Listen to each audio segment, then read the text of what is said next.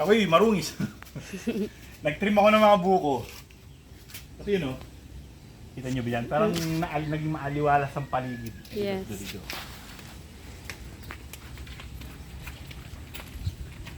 Ayos. Papalitan ko na tong mga nagawa ko kasi tuwid na. Ito.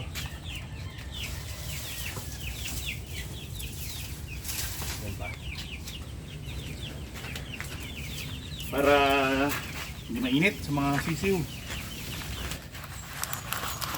Madali lang, para ka lang nag-ano. Ayan, kung ano lang yung mismong katabi niya. O ito, nasa ilalim mo. Iangat mo lang. Ayan. Ngayon, baliktad naman. Mula dito, ito naman ang ibabaw mo naman. Oh.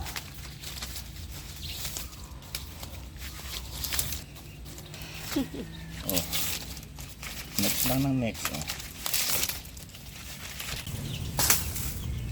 Papunta ko na ng bago. Mas maganda kasi yung bago, malamig. Ay, tumabi ka dyan. Tabi. Kay judge na lang daw to. Total gusto naman niya. Ah.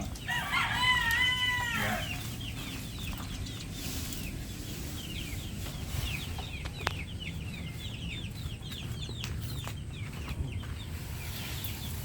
Judge, sa'yo na to judging. Oh. Yan. Para ma-presko. Diba?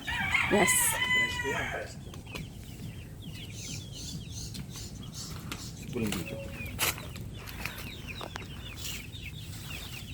Aha. Ah, di ba? Yes. Presko yan, presko. Pag matanda na ulit, pag luma na ulit, papalitan ko na naman bago. Medyo makalat ngayon. Naglalagas kasi mga mahogany, no? Pakatapos na akong maligo. Kanina, duwis to. Nandito si Magandang Dilag. Nakikita pa ba siya kasi hapon na? Oo, nakikita pa siya. Yan, no? Ayan ang aking Magandang Dilag. Nakapahinga na siya. Magandang Dilag. Pahinga na muna si Magandang Dilag. Ang nanay ng aking mga bulik. Proud ako dyan. Dahil? Bakit? Kasi ang dami niyang anak na lalaki. Ang ganda ng combination ng mga bulik ko. Ang daming mga lalaki. Pero si Rudy hindi, siguro dahil sa inahin niya na nagbibigay ng maraming lalaki. Hindi ko masasabing si Rudy ang dahilan kaya marami siyang anak na lalaki. Kasi sa mga unang anak ni Rudy, si panahon ni, yung una pa, kinross ko siya sa Gray. Isa lang yung anak niyang lalaki, anim yung anak niyang babae. Parang gano'n, 6 o 4. Hindi ko alam, basta. Tapos yung pangalawang batch, si Sky, sa 7, si Sky lang yung lalaki. So, mababa ang ratio ng mga lalaki nung sa ibang cross ni Rudy. Pero kay Magandang Dilag, ang daming mga boys. Iba siya. Gusto ko yan. Marami siyang magbigay ng lalaki na anak. O diba? Pure Gilmore. Yan, anak niya yan. Yung pinakapanganay niyang anak. Yung si Poopy Pants. Out of 13 ba yan? 13 eggs yan. Yan si Poopy Pants, babae. Pero out of 13 eggs, nagkamali ako doon. Baga, reboot. Hindi yung unang salang ko sa kanila, yung unang 13 eggs nila. Marami napisa pero namatay kasi nilimliman niya, iniwanan niya. Pina-incubator ko. Ayun, Namalindi lang. Nalimliman na pala, nagkandala gulo-gulo na yung mga itlog. Pero nung sinalang ko ulit, kinondisyon ko ng mabilisan, mga 1 linggo, yung si Magandang Dilag at si Rudy. Sinalang ko ulit. Tingnan natin yung mga anak. Let's go. Well. Tanggalin ko muna yung ginawa kong buwong.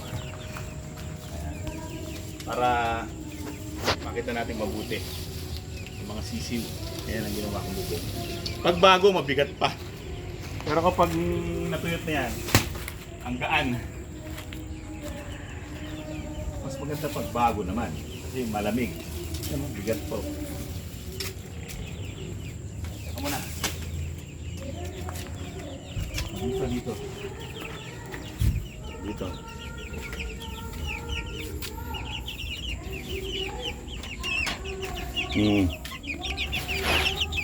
Walang lilipad. Tignan nyo naman. Sa pitong ito, sa pito ha, una, first batch, 4 na itlog na pa-incubate ko. Second, 3 itlog na napisa. Pero 4 na itlog lang. Itong first batch, 5 eggs. 4 ang napisa. Ayan, lahat lalaki oh. Yung 4 na napisa, lahat lalaki. Nakakatawag ko talaga itsura. Oh, napakabait pa. Tignan nyo. Nahawakan ko yan oh. Oh. 4 na lalaki yung first batch. Walang babae. Doon sa second batch, ito 3 maliit. 2 ang lalaki, itong 2 to. Ayan. Itong 2 to lalaki. Yung isa babae. Yun, yung mailap yung babae, hindi ko alam bakit. Siguro dahil babae siya.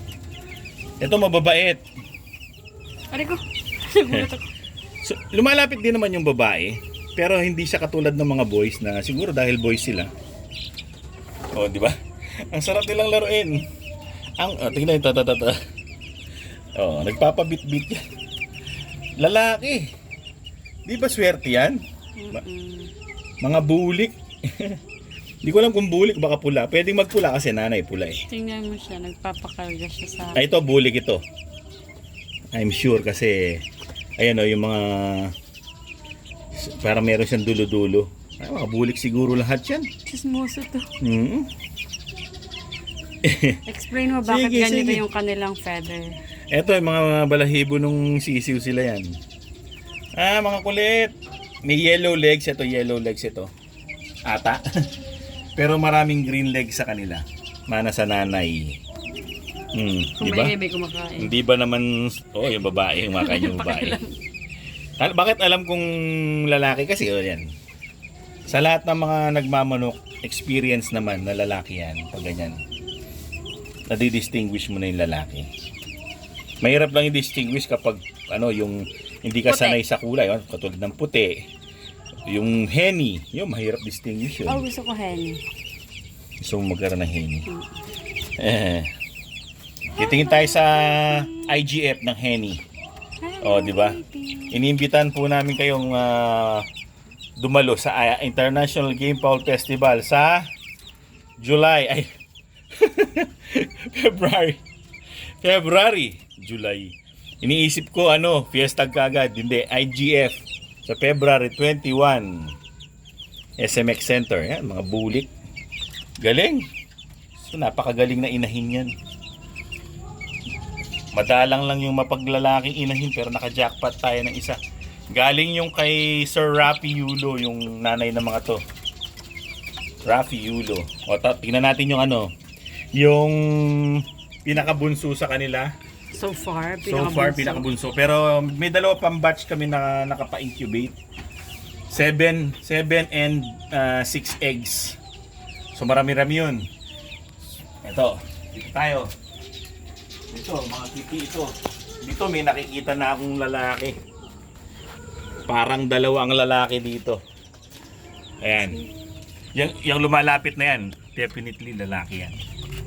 Yan yung 2. Yung sa gitna, hindi ko alam eh.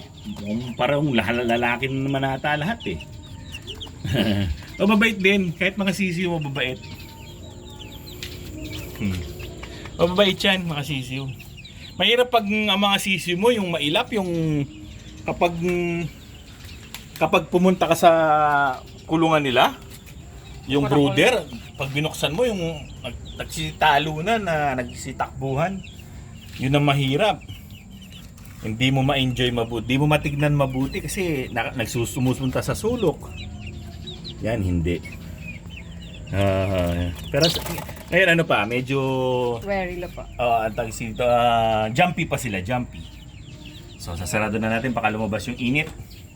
So ayan ang aming mga ilang batch yan? 3 batch na pa-incubate. Pa-incubate pero kumbaga isang batch lang na clutch ni ni Rudy at saka ni Rudy at maganda din. Maganda. Punta natin si Rudy. Nandito tayo sa aming lagayan ng aming mga breeder. Ayan si Rudy. Ang aking nag-iisa na certified na broodcock. So far. Oh, yan, certified talaga yan kasi Gen yan. Po. Yan ang certified ko na broodcock.